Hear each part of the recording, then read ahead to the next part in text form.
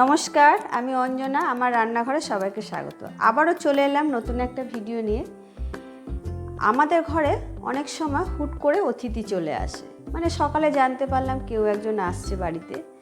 তো আমরা মিষ্টি অনেক কিছু আমরা বাইরে থেকে কিনে খাই, কিন্তু ইচ্ছা করে কিছু একটা বাড়িতে নিজের হাতে তৈরি করে খাওয়াই, কিন্তু খুব শর্ট টাইম আর ইজি প্রসেসে। তো চলুন, আজকে আমি খুব শর্ট টাইম আর খুব একটা সহজ পদ্ধতিতে দেখাবো ধোকলা কিভাবে বাড়িতে বানাবেন। তো চলুন ভিডিওটা শুরু করি। এখানে আমি প্রথমে নিয়ে নিয়েছি 1 কাপ বেসন। বেসন আপনারা যে কোনো বেসন নিতে পারেন। আমি এখানে এই গণেশের বেসন ইউজ করছি, এটা তো আমরা সবসময় বাড়িতে মুদি দোকান থেকে পেয়ে যাই। তো এই বেসন আপনারা নিয়ে নিতে পারেন। তো এখানে 1 কাপ বেসন নিয়েছি। বেসনে কিন্তু অনেক সময় দেখবেন এরকম ডেলা ডেলা থাকে, এটা থাকলে চলবে না, তাই বেসনটাকে কিন্তু খুব ভালো করে চেলে নিতে হবে। তো আমি এখানে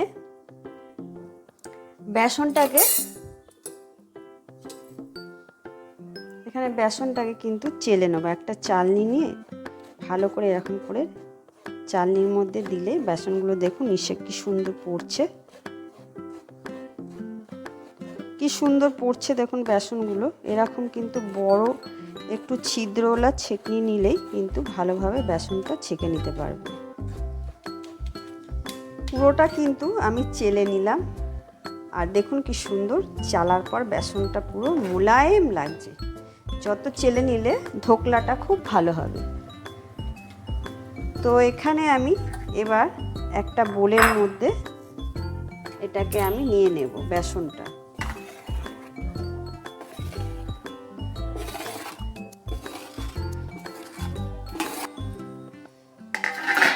পুরো বেসনটা আমি এখানে নিয়ে নিলাম। এবার এর মধ্যে আমি দিয়ে দেব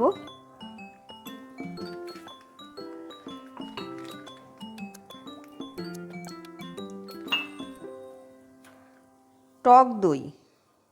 এর মধ্যে দেব টক দই। দইটা আমি কাপটা 4 ভাগের, মানে 4 ভাগের 1 ভাগ নিয়েছি। পুরো ফুল কাপ বেসন নিয়েছি, তার 4 ভাগের 1 ভাগ আমি কিন্তু টক দই নিয়েছি। এই দইটা আমি দিয়ে দেব এর মধ্যে। আর এর মধ্যে আমি নিয়ে নেব একটু জল। এবার আমি দইয়ের সাথে জলটা মেশাবো, অল্প অল্প করে মেশাতে হবে। আর এই রকম একটা এই দই এটাকে ভালো করে মিশিয়ে একটা ব্যাটার তৈরি করতে হবে।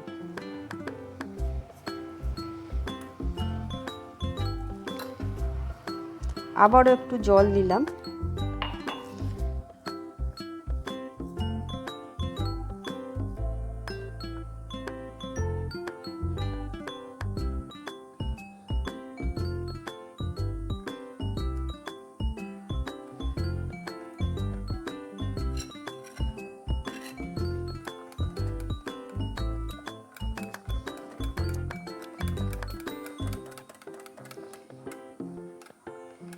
এবার এর মধ্যে আমি দেব নুন।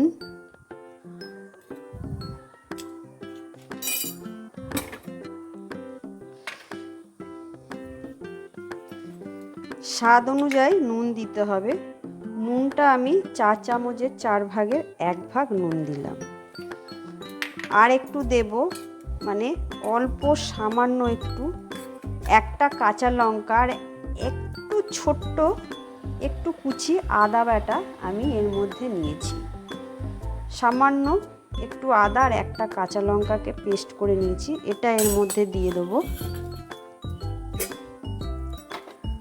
আর এর মধ্যে দেব একটু সামান্য এরকম 4 ভাগের 1 ভাগ, যেটা যতটা নুন নিয়েছি তার থেকে একটু বেশি চিনি দিলাম। দিয়ে এই সবকটা মিশ্রণ, সবকটা এই পেস্ট বা চিনি আমি একসাথে এগুলোকে মিশিয়ে নেব।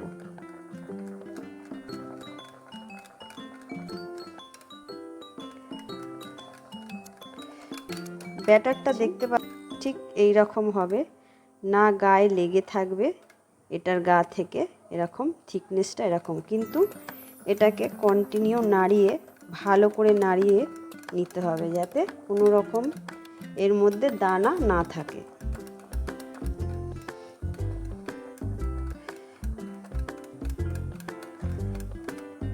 ভালো করে আমি এটা কিন্তু নাড়িয়ে নিয়েছি।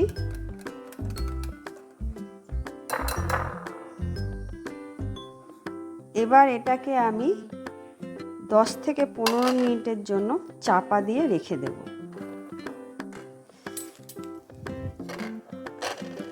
15 মিনিট আমি এটা ঢাকা দিয়ে রেখেছিলাম। এবার ঢাকনাটা খুলে নেব।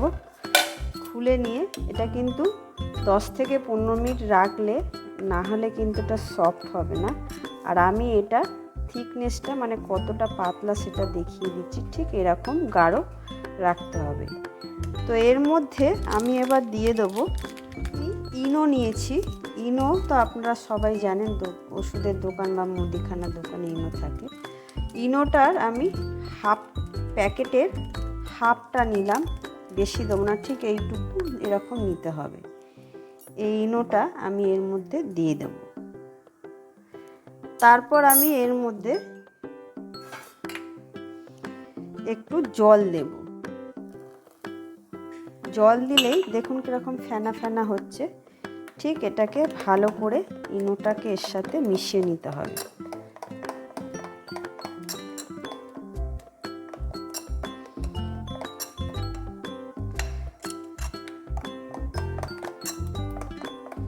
মিশিয়ে নিলাম। তারপর আমি যেই বাটিটাতে, এই বাটিটায় আমি ধোকলা বসাবো, তো এই বাটিটার মধ্যে আমি একটু তেল দিয়ে দেবো। তেলটা অল্প দিতে হবে। তেলটা আমি ব্রাশ করে নেব। পুরো বাটিতে তেলটা ছড়িয়ে দিতে হবে।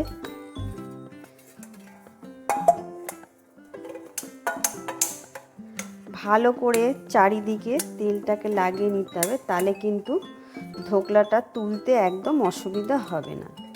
তো এইভাবে আমি তেলটাকে দেখতেই পাচ্ছেন কিভাবে ব্রাশ করে নিলাম। এরকম ব্রাশ করে নিতে হবে। এবার আমি এই ব্যাটারটা এর মধ্যে আমি দিয়ে দেবো। ইনো দেওয়ার পর কিন্তু বেশিক্ষণ রাখা যাবে না, সঙ্গে সঙ্গেই এটাকে বসানোর চেষ্টা করতে হবে, বসিয়ে দিতে হবে। পুরো ব্যাটারটা আমি দিয়ে দিলাম এর মধ্যে। আর এটাকে একটু ভালো করে এরকম করে ঠুকে নিতে হবে। তারপর আমি এখানে একটা কড়াই বসিয়ে দিচ্ছি। কড়াইটার মধ্যে দিয়ে দেব জল।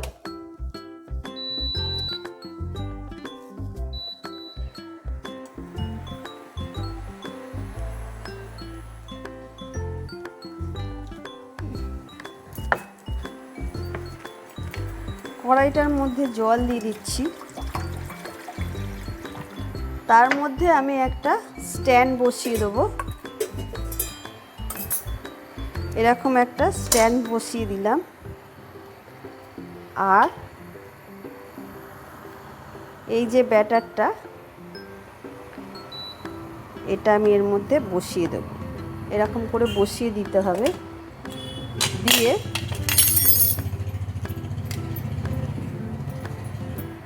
আর একটা ঢাকনা দিয়ে এটাকে ভালো করে চাপা দিয়ে দেবো। এটা অন্তত 15 মিনিট পরে ঢাকনাটা খুলে চেক করে নেব যে কতটা হয়েছে। এবার আমি একবার ঢাকনাটা খুলে চেক করে নেব। জলটা কিন্তু আমি অনেকটাই দিয়েছিলাম, মানে নিচে জলটা অনেকটা টেনে গেছে। 15 মিনিট হয়নি, আমি 10 থেকে 12 মিনিট হয়েছে, তাও আমি একবার দেখে নিচ্ছি। তো এটা এখনও লেগে আছে, মানে আরেকটু হবে, কাঁচাই, ওপর থেকে দেখেই বোঝা যাচ্ছে কাঁচা হবে। তো আমি এটাকে আরেকটু ঢাকা দিয়ে দিচ্ছি। এবার আবারও আমি এবার ঢাকনাটা খুলে নিচ্ছি। তখন একবার চেক করলাম, আর একবার চেক করে নিচ্ছি। দেখুন ছুরি কিন্তু পরিষ্কার, মানে একটু আর নেই, তার মানে এটা কিন্তু হয়ে গেছে। এবার আমি এটাকে নামিয়ে রেখে দেবো ঠান্ডা হতে। এটাকে এবার নামিয়ে রেখে দিচ্ছি ঠান্ডা হওয়ার জন্য।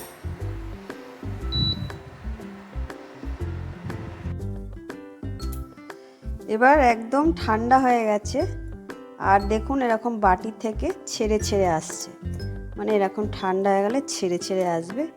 এবার আমি এগুলোকে পিস করে নেব।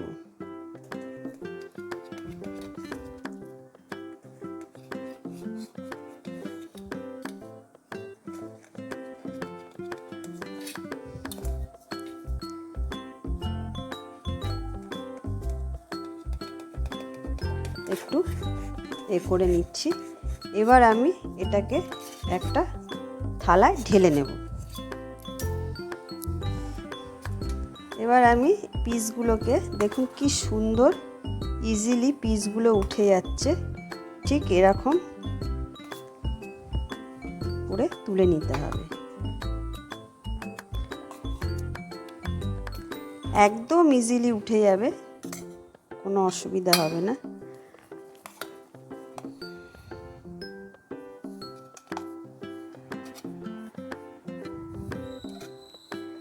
সব কটা আমি তুলে নিলাম এরকম করে।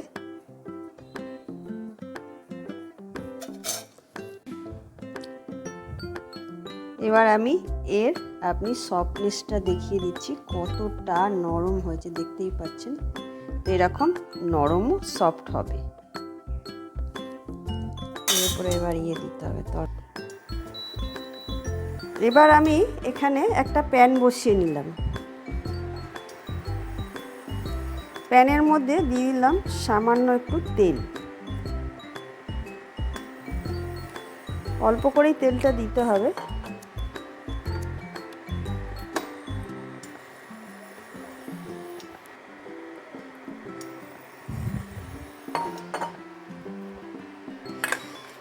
এবার তেলের মধ্যে দিয়ে দেবো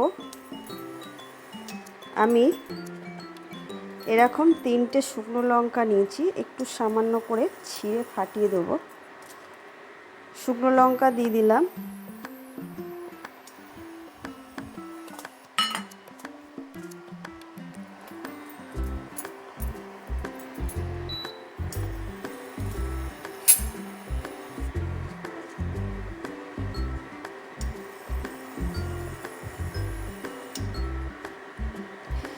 এর মধ্যে দিয়ে দেবো এবার আমি এরকম 2টো কারি পাতা নিয়েছি। কারি পাতার ডাল এরকম নিতে হবে, পাতা এরকম। এগুলো ধুয়ে শুকিয়ে নিতে হবে। আমি ডাল শুদ্ধ ধুয়ে শুকিয়ে নিয়েছি। এবার আমি পাতাগুলোকে এরকম করে দিয়ে দেবো। দিয়ে দেবো 1 চামচ মতো সর্ষে, কালো সর্ষে যেটা, সেটা দিয়ে দিলাম। আর এখানে আমি নিয়েছি 4 থেকে 5টা কাঁচা লঙ্কা চিড়ে নিয়েছি, এই লঙ্কাগুলো দিয়ে দেবো। একটু এটাগুলোকে নেড়ে চেড়ে হালকা ভেজে নিতে হবে, যাতে একটু সর্ষেগুলো চটচট করে মানে ফুটলেই হয়ে যাবে।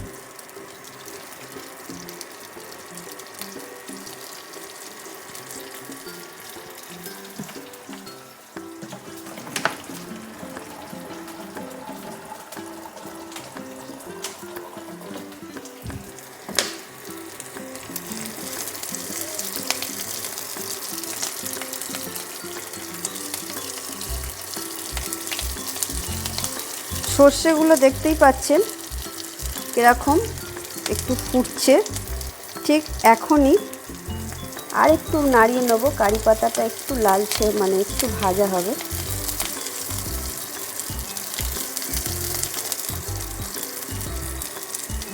মানে এটা হয়ে গেছে, এরকম ঠিক চটচট করে হলেই এটার মধ্যে আমি দিয়ে দেবো জল।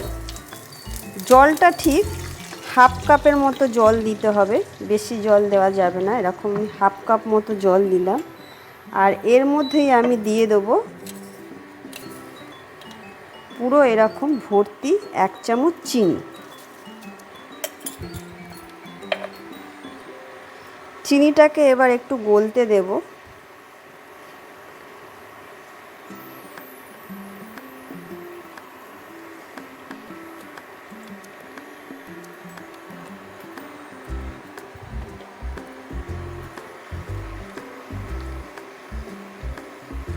ভালো করে একটু নাড়িয়ে দিতে হবে যাতে চিনিটা ভালো মতো এই জলটার সঙ্গে গুলে যায়।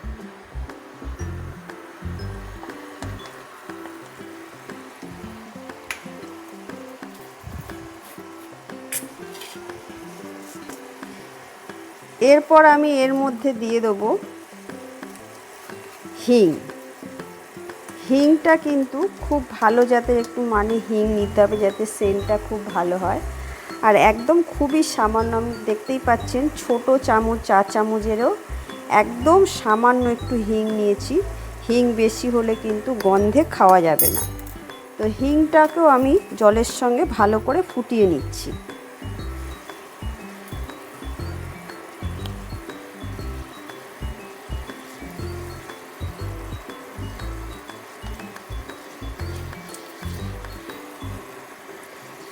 এক থেকে 1.5 মিনিটের মতো, 1 মিনিটের মতোই ফোটালেই হয়ে যাবে, বেশি ফোটাবার দরকার নেই। এবার কিন্তু এটা হয়ে গেছে। 1 মিনিটের মতো, যেন এটা তার ফার কিছু করার দরকার নেই, জাস্ট একটু ফুটিয়ে নিলেই হবে। আর হিংটা একটু এর মধ্যে স্মেলটা গুলে গেলেই হয়ে যাবে। এটা কিন্তু হয়ে গেছে। আমি ফ্লেমটা অফ করে দিলাম, দিয়ে আমি এখানে নিয়ে চলে যাচ্ছি। এই ধোকাগুলোর ওপরে আমি আস্তে আস্তে এবার উপর থেকে দিতে থাকবো।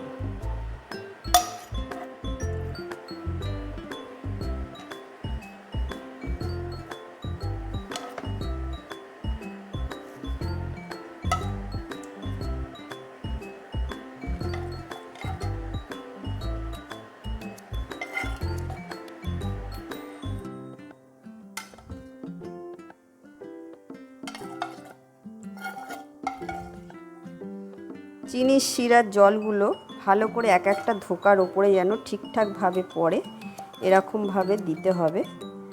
তাহলে ধোকাগুলো ভালো মতো সোক করে নেবে, ধোকলাগুলো সোক করে নেবে। তো এইভাবে আমি সব কটার মধ্যে ছড়িয়ে দিলাম। এবার আমি ওপর থেকে একটু করে হালকা করে লঙ্কার গুঁড়ো আমি দিলাম, এটা সাজাবার জন্য। টেস্টটাও ভালো হয়, একটু ঝাল ঝাল লাগবে।